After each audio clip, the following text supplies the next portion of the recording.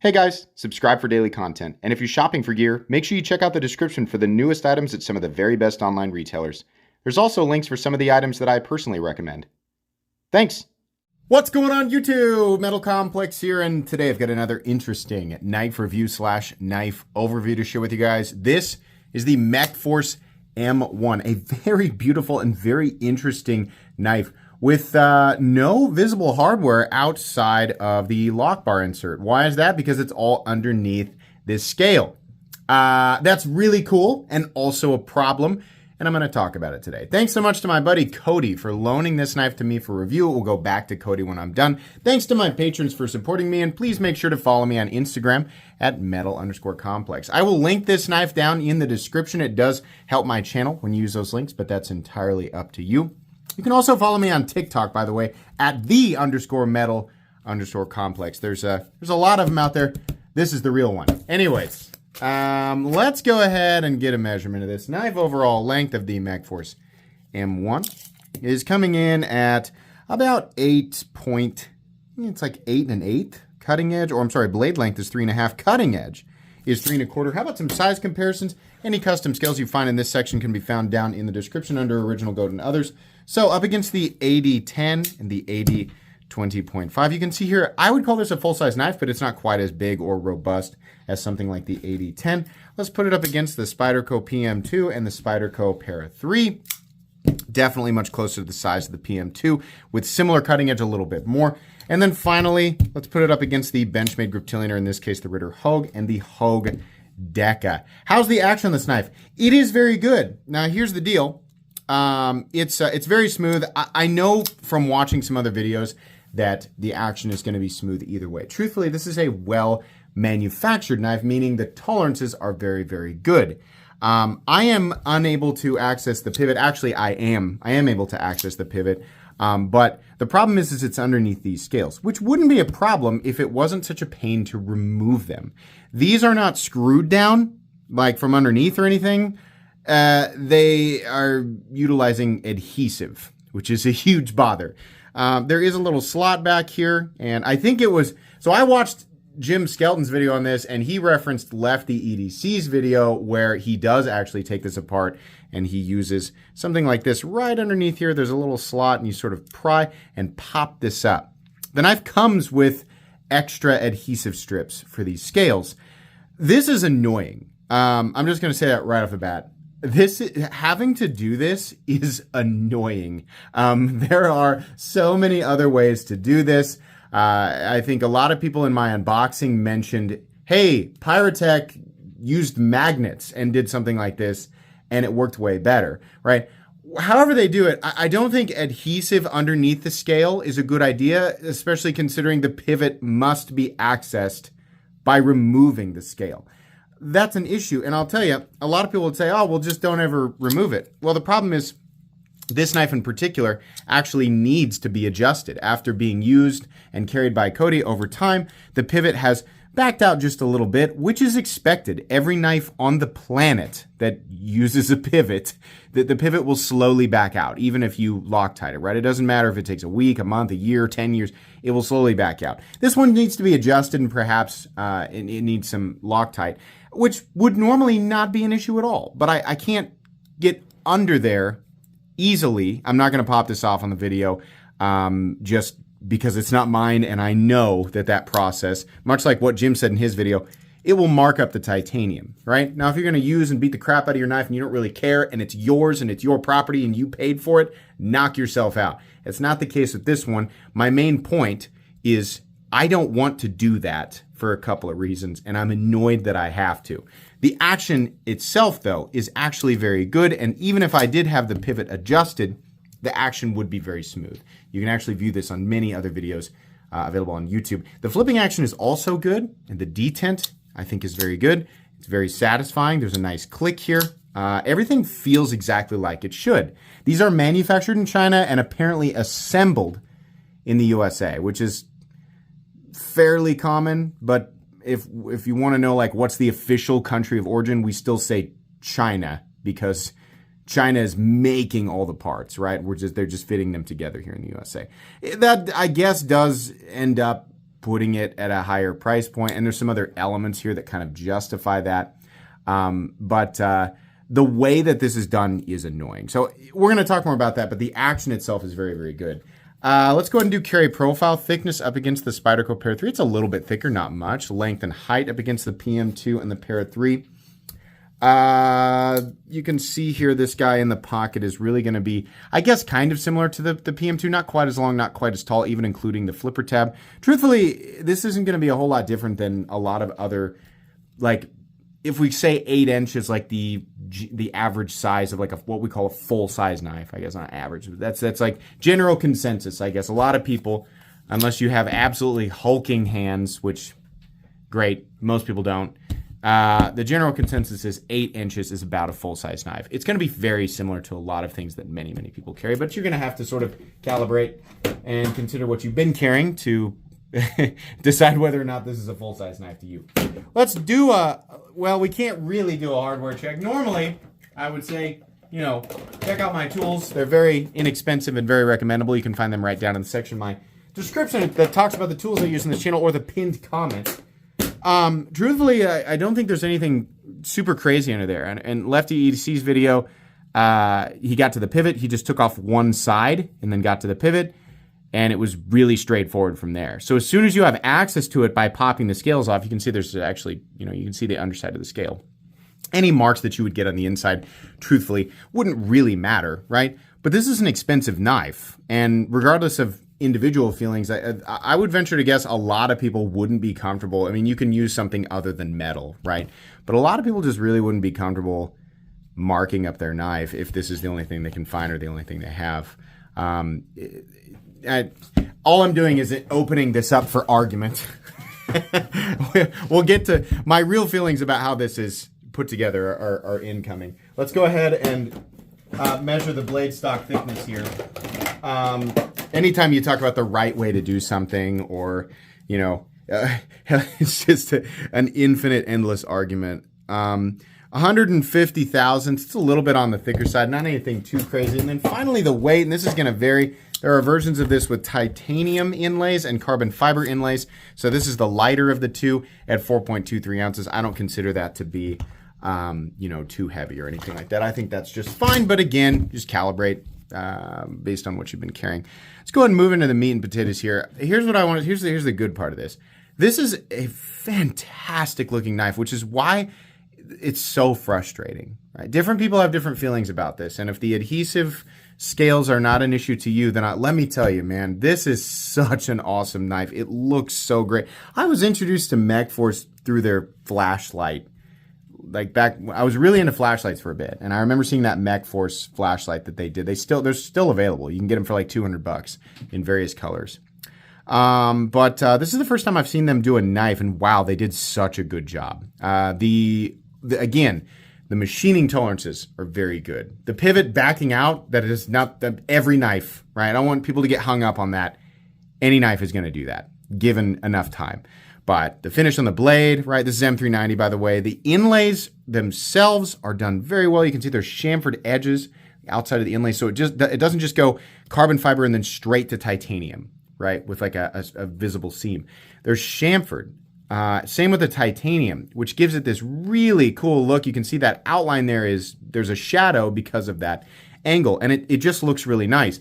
Anytime you have a knife that doesn't show the hardware, as long as the design flows with itself, it ends up, in my opinion, looking really, really good. And the whole thing is actually really comfortable. Sometimes these knives, these modern looking tactical enthusiast knives, look a little angular, look a little uncomfortable, but truthfully, the way this is done and the heavy chamfering here, it's just, the end result is a knife that is super, super comfortable.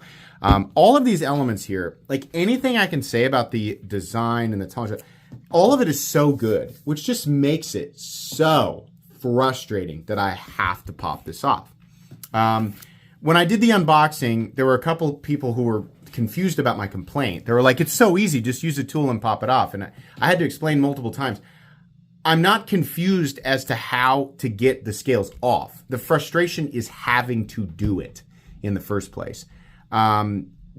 Being able to access the pivot easily is one of the most important things when it comes to a pocket knife. Number one, being able to adjust it. If you use your knife consistently, right? I mean, you got those guys who like red Loctite their pivots, and in my opinion, that's a terrible idea. But hey, you know what? Do what you want. I would suggest blue Loctite or 242. That way you can actually, undo the pivot if you need to.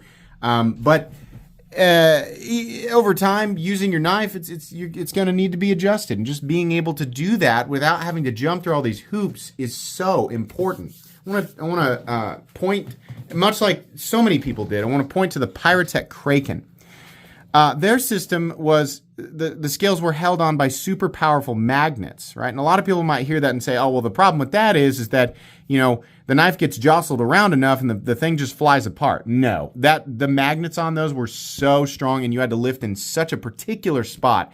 It is extremely unlikely that these scales would pop off. Even if that would happen once in a blue moon, I would still much prefer a system like that to something like this. The benefit to a system like that is not only is it easy to, honestly, I think the Pyrotech Kraken had an exposed pivot. I can't remember, but either way, whether the pivot was exposed or not, the other benefit to that is easy scale swapping without having to take a tool. And yeah, you could use a plastic one. Again, I get that. You could use a plastic one. It wouldn't mark it up. But having to do that and pry and God, what a bunch of baloney, man. I don't want to have to do that. Here's the other problem is that, it comes with extra adhesive strips, but then so what? Like, you get X amount of adhesive strips, and then after that, you got to buy more to keep the scales on? No. I don't like any knife that uses like glue or any type of adhesive to hold inlays down. Sometimes I kind of choke it down and just deal with it, but I much prefer scales that are, if it's got to be hidden hardware, screwed in from the other side. Truthfully, I would just prefer scales that have visible screws. Some black screws, just one black screw and a black pivot here would essentially, you would still get the aesthetic, right? And a lot of people say, no. I know people are going to disagree, but accessible hardware is so important, right? If you're going to buy this knife, set it on the shelf and just look at it, that's fine. I do that with some of my knives. There's nothing wrong with that. It's your money. Do whatever you want, right? Don't listen to people who say the soul of the knife and you have to no, you don't. You paid for it. You can do whatever you want with it, right? If you want to dig a hole and bury it, fine. It's your business. You paid for it.